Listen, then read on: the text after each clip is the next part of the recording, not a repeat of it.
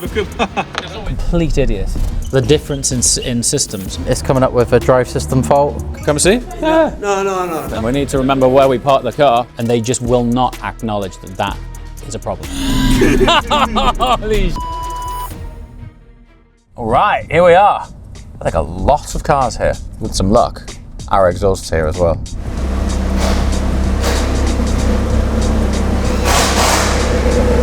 It's really nice. I mean, and then how the heat's travelled up the exhaust line. Yeah. That is nice, to be fair. The theory is with this, because it runs a hybrid system, when you're going slower, it doesn't use as many revs to get around town. Right, okay. So I was like, I reckon I can get away with a straight pipe. Because when you're at like sensible speeds, you lean on the torque of the hybrid so much that it doesn't enter that like screaming RPM band as early. Yeah. That's the theory. We're gonna figure that out in a minute. I haven't got to drive it home. Potenza Sports. Mate, I know. they're horrendous, and I'm not sure if you can see, but they wear disproportionately on the inside edge. So these are a 3,500 mile tyre, right? Wow. And for the first 1,000 miles were run-in miles of the car, because it's a brand new car. And I spoke to Lamborghini about it, and they just will not acknowledge that that is a problem. Yeah. Let's cut the cords there. It's not good.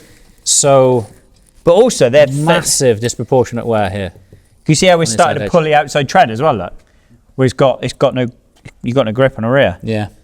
It's not good. It's pushing that corner, so it's sliding. They're not like, no, do you know what I mean? Cut twos on the road look worse than absolutely, that. Yeah. So DDE ended up downsizing the width of the wheel. So this is a 355 section, which is a fair chunk. They downsized to a 335, which allowed them to then fit a Michelin PS4. Right. And it's been fine since then. That's what I'll probably do long term, but I want to get back on the road now. We found someone in Kent, I think, who's got these in stock. Yep. Stick a fresh set of these on. But by the time I've driven from here to where I'm going and back, it's almost a 2,300 mile round trip. So I'm going to need a second set of tyres again. Like, how is that? That's a shame, because mate, when this thing is, it's unbelievable, but it's got a few little quirks that need ironing out. We're going to iron out one of those in a minute with a massive straight pipe exhaust. Right, so in order to get some bolts out, we need to articulate that rear wing. We're going to see if we can make it happen. From an access point of view, is that up enough? Can it go? I don't know. I know it does go higher, but whether it'll do it higher in this mode, I don't know. You're right? Yeah? Is that all right? Yeah. Cool. Dude, this is quite an invasive process. This is Rimac all over again. I mean, I think this whole top clam needs to come off. Yeah, I think so too. Yeah. It's quite a big job. Yeah. Revuelto touring. Yeah. It's the second time in like 6 weeks that I've seen that wing off this car. It feels weird. It still scares me when these parts come off these cars. Really shift this paint now. You've got a hold of a component. It's crazy. The paint is wild. There's green in this. Like, there are subtle hints of green in it. Not sure if you can see it from here. That, just the end of there. See it? It's like a slight lime touch to it. And then it goes like bronze, yellow, purple. It's kind of helpful.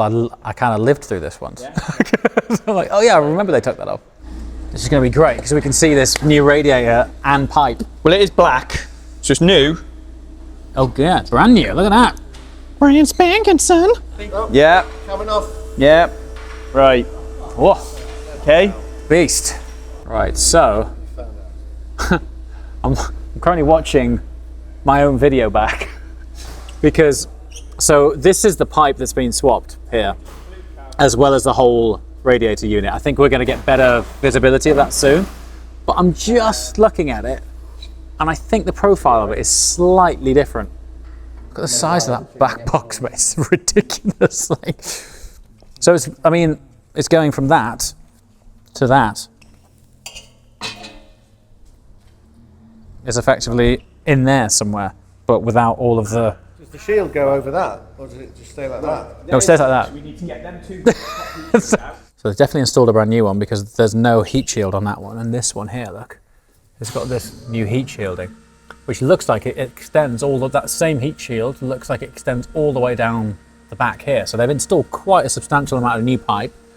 which will have a brand new connector here, and this whole radiator here is also brand new. So they've certainly done the upgrade they said they would, which is cool. And I'm quite happy to see the extra heat shielding there, because with this new exhaust, every little helps. Right, if I hold it, you pull the black cover off. Ow. Right, it's coming up past your face. Yeah, go above me. See? Yeah. Come on, be my hero. Come down a bit. Cool. So here we are. This is the difference in systems. This doesn't have the quiet box. Oh, it's this way, isn't it? Well, what you should actually do. Let's have a look. That way? No, that way. It's that way. It's that way. It's that way. Oops, sorry. Nah, it's stuck, lads. That's it, stuck. Engine Stuck. Engine out. Easy. Like super easy. Okay, there. Fitted.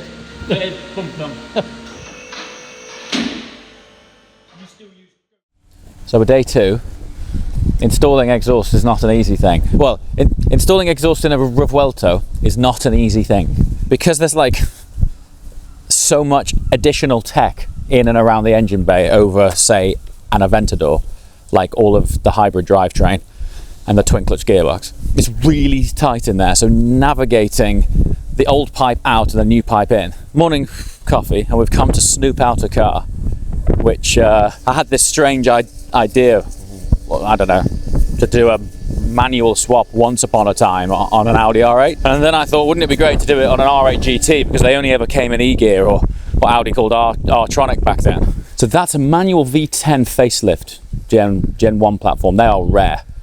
This here was an R8 GT. So in the UK there's 33 of these, obviously not stock anymore. And R8 GTs only were ever available with the R-tronic E-gear sloppy auto. But in there, RE Performance have done a manual conversion. But why I have a soft spot for the R8, it was my first supercar or sports car, because I had a V8. The V8 is not a supercar, it's a sports car. The V10, entry level supercar, I guess. I mean, effectively it is a Lamborghini Huracan underneath it. But when it's your first of something, they always hold a special place. And I always thought for a long-termer collector's garage car, having an R8 back would be super cool, but it needs to be something that's more than what it was and have it as a special project car. So that's a stock R8 GT, which I actually prefer it. Look at that, that is so cool. This just gives you an idea of, I guess, how much credibility and trust the R8 industry has in RE. But there's 33 of these in the UK, and there's 2 here, and one of them's had a manual swap. It's no joke. What would it take to do, well, you've done one, what would it take to do a manual swap R8 GT? Depending on whether you can find used parts or whether you've got to buy new parts, budget about 20 grand. There's other companies out there that don't do it how I do it, but I do it properly. So I take the gearbox apart, Right. and machine the casings to take the proper bearings, whereas other companies change the shift forks and put sleeves in. I'm not saying it's wrong, I just do it how the factory do it. Right.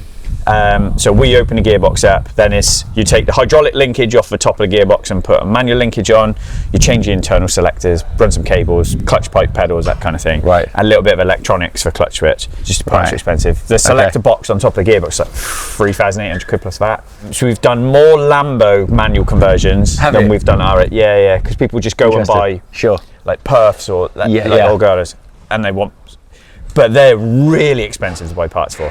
Like really expensive. Yeah. Would it be easier to hunt that down? Yeah. Because a manual facelift V10 is super rare. Yeah, that's a plus. So a manual plus facelift. Yeah. So you could obviously get, in a facelift, you could get a plus and a non-plus. So a plus had carbon brakes, carbon trim, wing backs. Sports buckets. Yeah. The GT's still better, even with the R-tronic. Is it? Yeah. Oh, bro. I can't live with an R-tronic. Best R8 ever made. Chassis different. And you would say not to do a manual swap on one? The reason R-tronics feel is because the clutches. So then the shift's laggy. So yeah, the the GT is the best R8 you can buy. Yeah, it just is. Hands down. Yeah. Voila. So, massive shout out, Ethan at Stealth Movements, for getting me. He's just texted me saying it's here and it's in my hand right now. If I take it out, look, it's the simplest, like most unassuming little thing. Once it's installed, it's just, you plug it in your OBD port underneath the dash, that's it.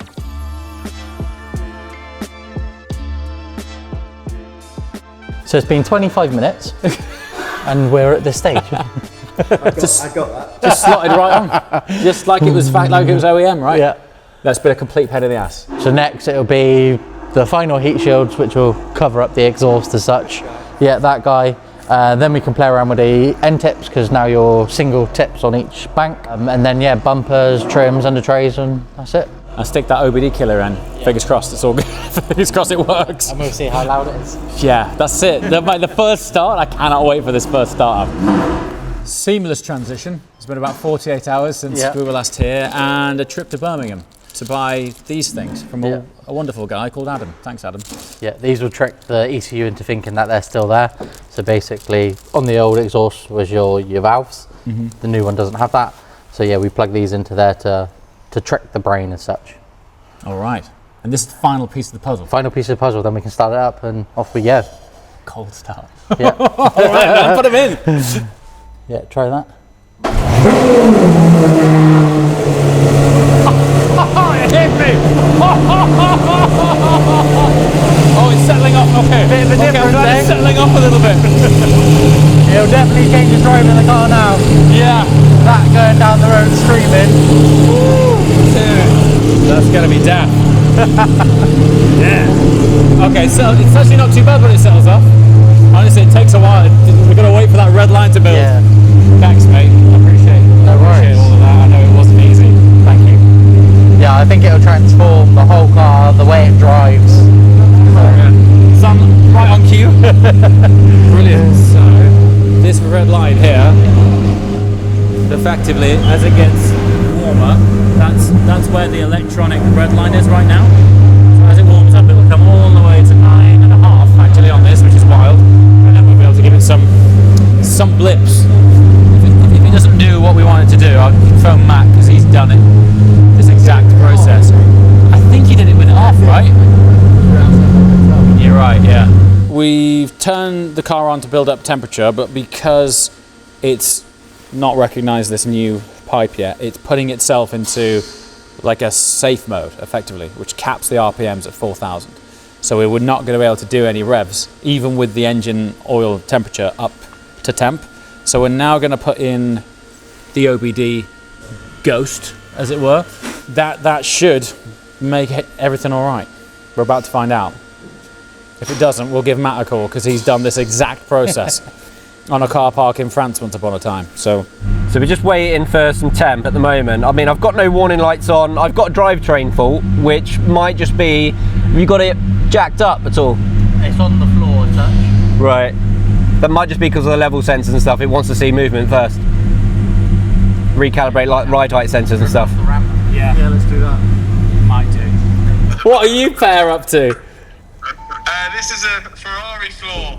Oh yeah, I can kind of see the underside of the dashboard. Yeah, but yeah, I was trying to wonder what the perspective was going on there. See if he recognises this noise. See, oh, there it goes. What's the process? Do I have to take it for a drive first and then stick it in? I can't remember, but put it in. Yeah. Put the FCD thing in, and then just drive it round. If the light never comes on, all good. But I vaguely remember that I had to plug it in when the light come on, and then it never come on again. Okay. So the engine light won't come on for ages. Mine was so random when it come on. I drove like nearly all the way to Calais and it didn't come on.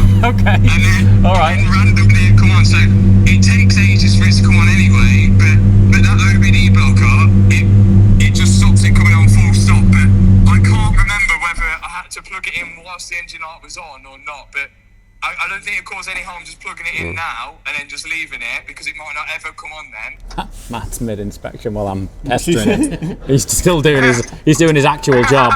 You know. Sounds good though. Oh yeah, this mental. Right, so Damon said you need to not put it in at first, drive the car till it goes into limp mode and the errors come up, and then plug it in. So we might have to do a slow drive, and with some luck we'll plug it in, and if not, call out, boys. So we're just going to plug into the car. It's coming up with a drive system fault. So yeah, as I thought, because we had the ignition on before we put the sensor delete in, so we've got a fault on engine ECU 1 for exhaust flap on bank 1, and I'm pretty sure we'll have the same on bank 2 as well. So if we clear that.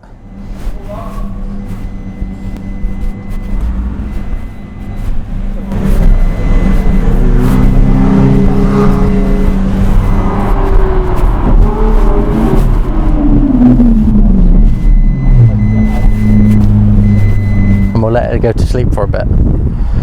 See what that does. But yeah, as soon as you're driving, it stops flashing and it will let you rev the whole range. As soon as you go back to stationary, instantly starts flashing. Pressure control valve regulation fault. Pressure control A range performance. Yeah. Yeah, with that OBD2 thing in, it was worse. Yeah. It beeps all the time, but with it plugged out, it's interesting. Yeah.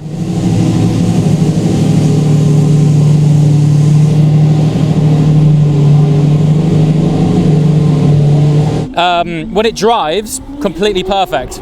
Like, it just all unlocks. But without the OBD in it, we think we've got a problem with the valve delete modules, because we've got these two blockers. I think they're not compatible with the car. Would you be all right with me stopping by and trying that? I've got a set of those valve blockers. Have you? Yeah. Oh, okay. Yeah. These will work. Yeah. Yeah, come on. All right. I'll put these on, and then I've also got an OBD blocker. We'll get it working. All right, pal. I appreciate that. Thanks a lot. Yeah, he just showed me these module deletes, and they're like twice the size and wrapped in like gold foil, yeah. And I've seen them before for a GT3 RS. They're like 300 quid. Yeah, I was expecting them to be a good like couple hundred quid. Yeah, they weren't. They were 30. That'd be it. That would be the reason. I'm sure they're great for like a Golf R or something like that. Exactly. But yeah. Do one of you want to jump in with me? I'll go like just up and down the dualies to make sure there's no horrible buzzes or those to go back. Yeah.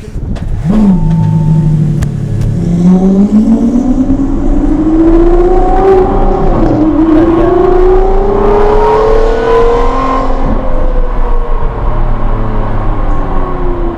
That seems all good. No horrible noises, no buzzing. Yeah, no, I think he's going to love this. First time he goes out of that, yeah.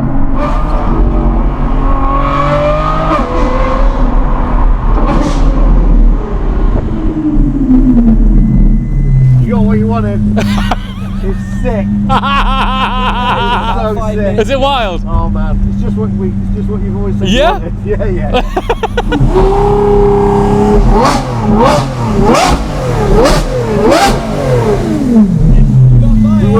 We worked out how to trick it. Huh?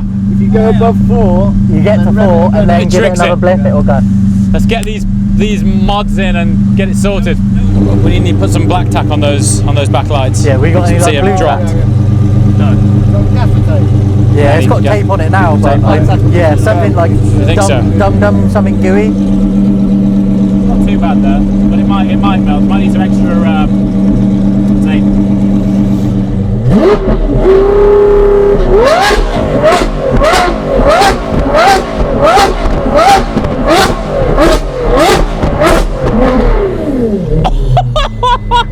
Manual and just drive it. So when it gets to 4, just give it a bit more of a push. It'll just work its way through it. All right, that's cool.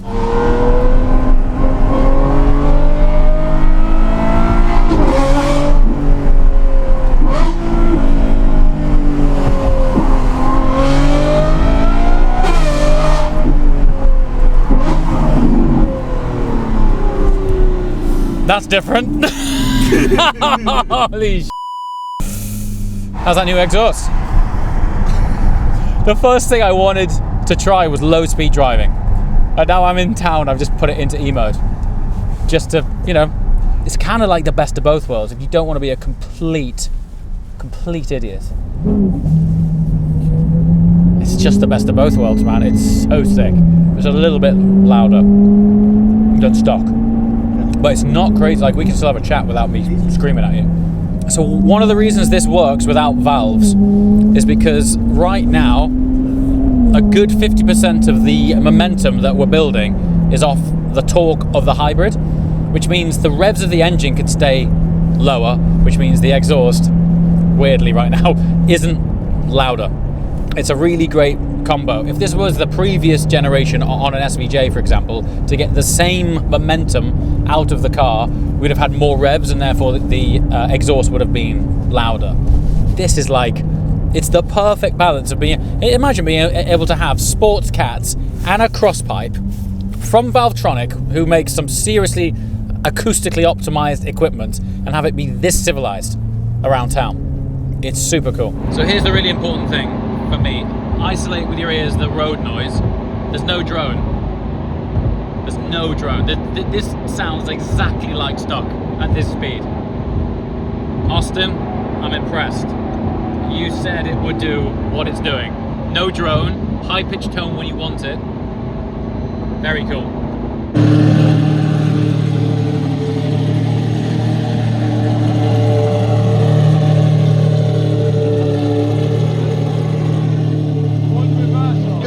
That tape was not going to do anything. Look at that. That's all we had. They're just from Audi, so you can get a new set, which I never got around to doing. But then when it went in to Lamborghini, they didn't swap them either. Oh. What's that?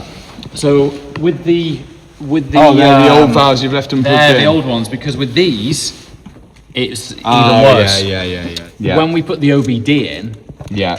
it's worse. Like it drives now, but it's just cuts out at 4.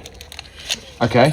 But with the OBD in, it's flashing and it keeps doing that RPM jump from 4 to 7, from 4 to 7. First thing, let's take the stock valves out. These are the ones that I had. Okay, that's a slightly more substantial one. Yeah. These are the actual Valvetronic ones. First step, let's see what it does with them. Normally you have to turn the car off, on, spin round 3 times. Oh yeah.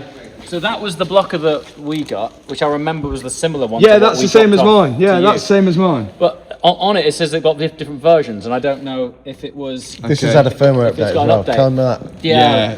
Right. Right. Go on.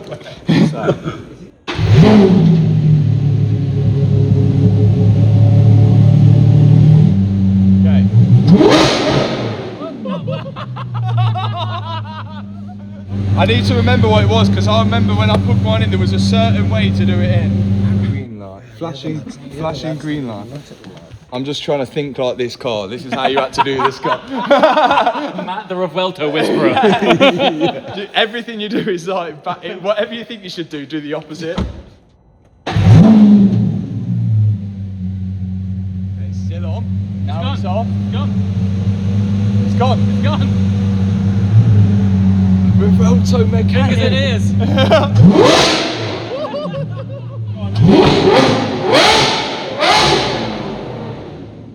You have to become one with your car. Yeah, as much as I hate them, we know it inside out. We better open this up and just zip tie those valve things, and then job done. Oh, we should have took longer and charged him more. I think it's a good car. It's a really good car, but for how much it is, I can't. Yeah, I get that. I can't. Do you know, like, an money. SVJ, an SVJ, and I can have equal amount of fun in that. Yeah, it's not as fast. Yeah, this was ridiculously fast, but How fast do you need to go? yeah. I was getting annoyed at the aircon. Like, I just want to turn the fans down, and then they end up like I just want to punch the screen because I couldn't turn the fans down. I'm like, do you know, if this was in an SVJ, I would have turned it down by now. Like, and there was just things like that. And I'm like, oh, would I rather have like 400, 500 grand in my pocket, or be getting furious at punching a screen? It's a good car, isn't it? It's a good car. Great car. Fantastic car. The best thing is that everyone who owns them Everyone who owns them says they're really good, but they're in so deep in it, they have to say it's good. Else they're going to lose some serious money. Good job I'm editing this one. No problem. Bill's in the post. Right, let's hear it. Let's hear it start. No warranty as well, by the way. No warranty on any work. As soon as he drives out those doors, that's it. But we can. Let him rev it, thank God.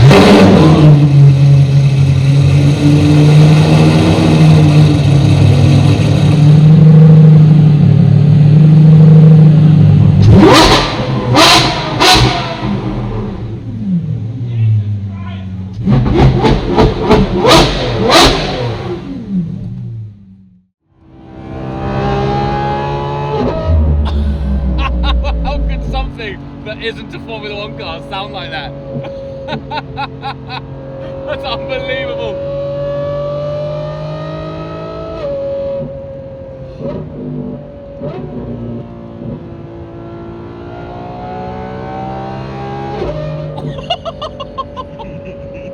What the hell?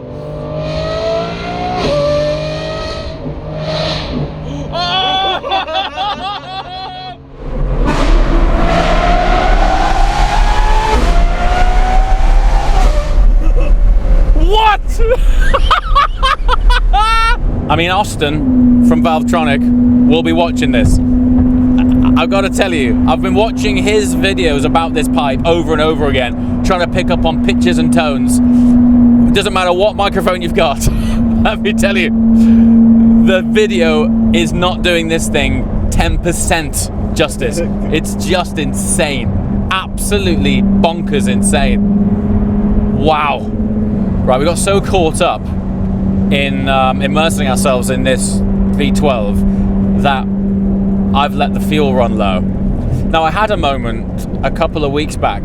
It went into the red, and as it does now, it says we've got 71 miles left, which in anyone's book is enough. I let it get to around 30 miles left, and I had a secondary warning come up on the car saying something along the lines of, don't let it run under 30 miles. Now, I've recently had first-hand experience with the Italian interpretation of what is an empty fuel tank, and 30 miles in a Ferrari Lusso completely bricks the car, to the extent that I had to have a car picked up by a crane and put on the back of a flatbed to have a factory reset, because when it dropped below 30 miles of range, the ECU flagged up that it wasn't having enough octane being fed to its brain.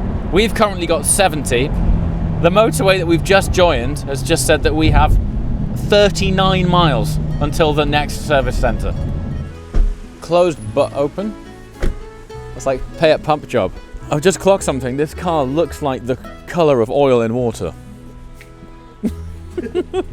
Or petrol in water, as the case would be. What I like about Italy is, well, if you're in an Italian supercar, it's all thumbs up all around. Most of the time when I'm driving around the UK, everyone's like, look at that obnoxious muppet.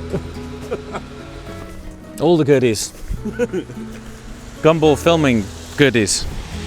That's all we actually need. And 12 terabytes of free space.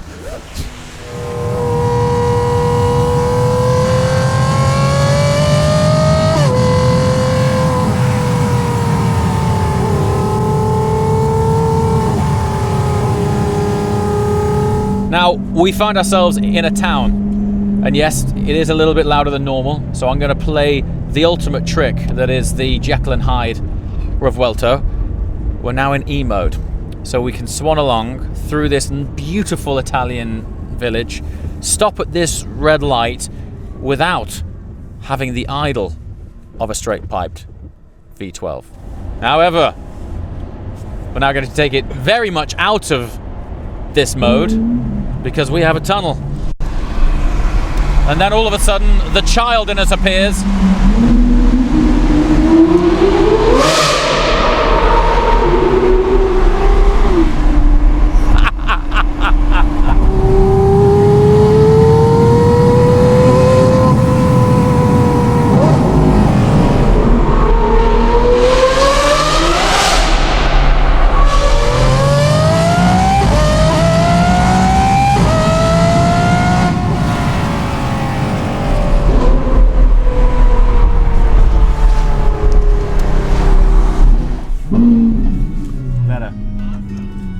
you want some revs? Do you want? I don't want to annoy the neighbours, but.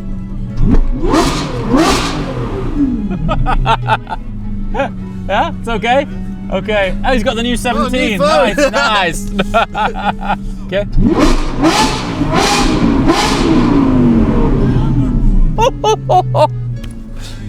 Thank you, but sorry. Bye bye. It looks like a radio controlled car with an aerial, doesn't it? During Gumball, I put this on in Istanbul, drove the full 3,000 miles with it on, left it on for every stage, over everything, and it even shipped back home with it on. And there were some times where we weren't going that slowly, like wind resistance and everything. It was just amazing. Cos'è la Lamborghini modello? This one, model Revuelto. Ah, okay. Revueltos. Come see? Yeah. No. No, do you want to be inside, huh? No? Come sit. Man, I wish I spoke Italian. I feel so bad.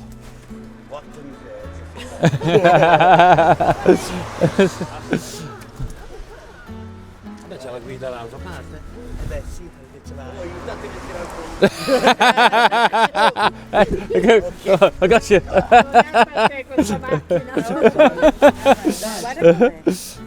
Ah, please. Yeah, that's good. This camera is crazy. So I just have to wait for it to.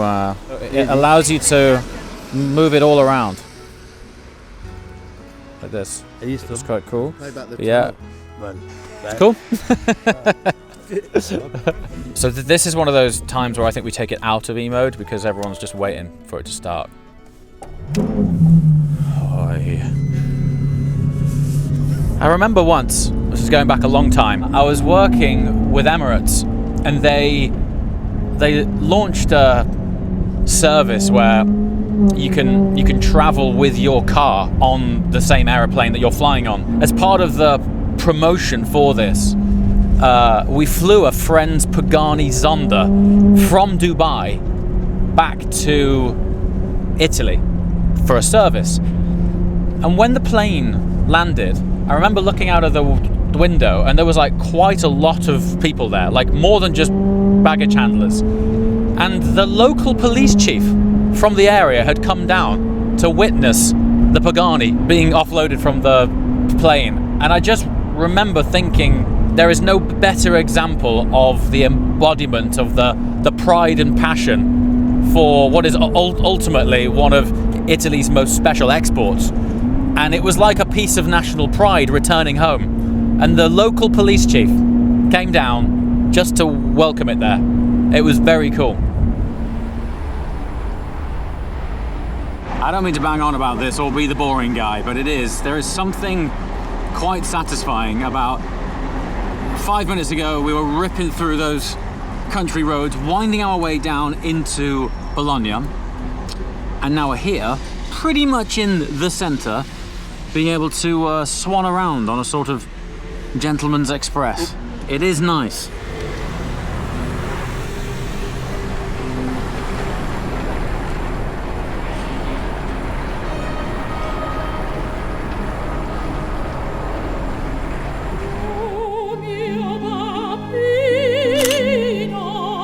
I'll tell you something, we need to remember where we parked the car. We need to remember where we parked the car.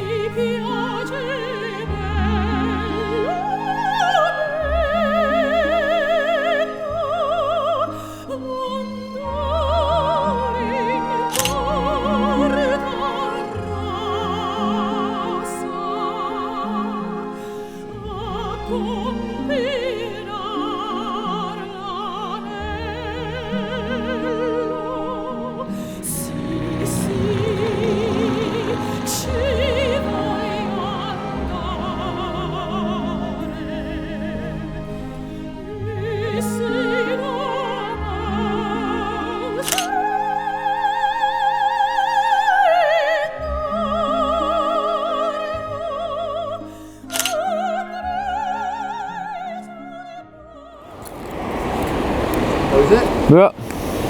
Is it annoying that it's not centered? That's not how you fill up though, is it? Yeah.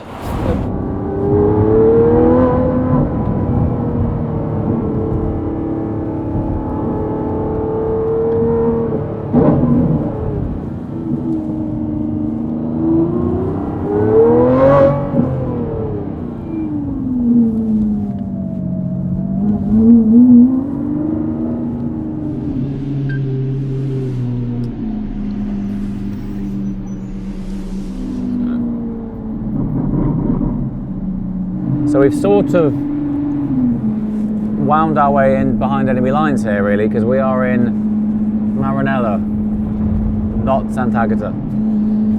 So Lamborghini and Ferrari are not a million miles away. They're in the same sort of district, as it were. Well, we've sort of come in via Maranello, which is obviously the home of Ferrari. I kind of feel like I shouldn't be here. It's weird.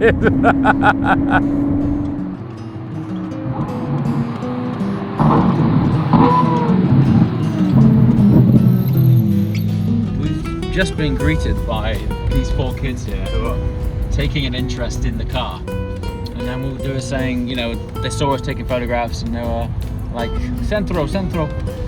So we're hoping that we're going to follow these guys to the center of this particular town.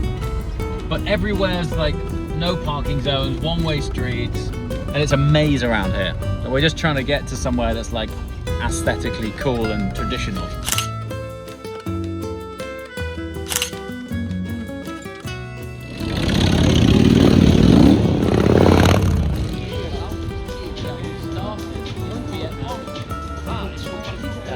The Colin Chapman dream and Exactly. the Carlo Alberto Haber dream Exactly. is light. Lightness. The first, The first elaboration for engines, lightness. Yes, 100%. That's right. It's true, man.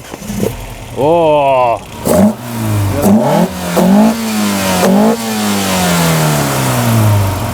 Oh, wow, that's so good. Only 4 cylinders, It's so good. Look at that. You can just see the valves from here. Very cool. Little value guest, much fun. Much fun. I love it. Very cool. Sorry for my English. No, it's much better than my Italian. Amazing, amazing. Man, old Yeah, cars. very cool. But old cars is good for fun. And very cool. Fever for cars, fever for It's so engines, good. fever I love it. So cool. for figa. Yeah? My wife. That's amazing. Thank you for showing us.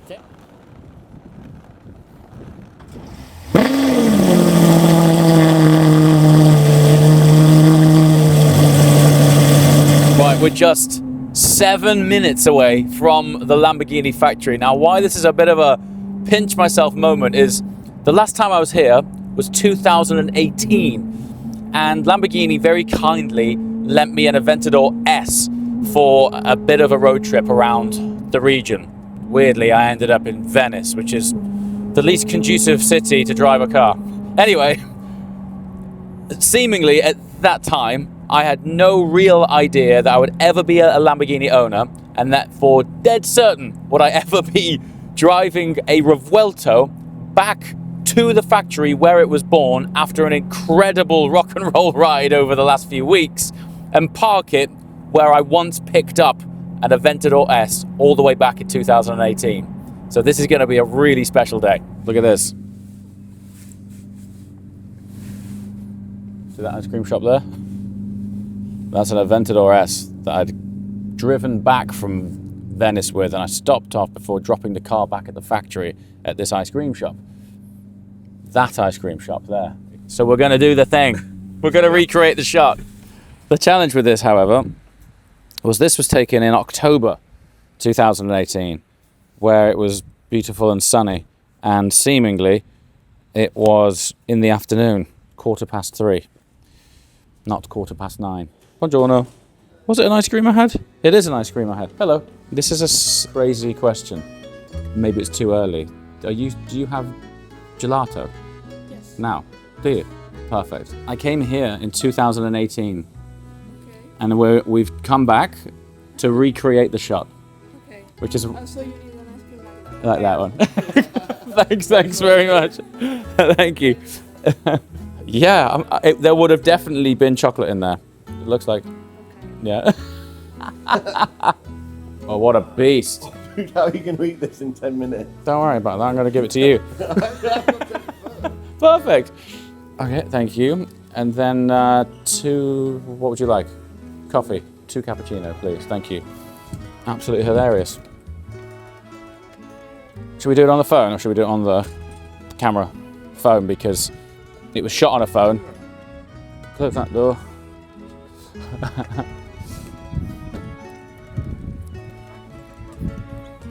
I think it was like that.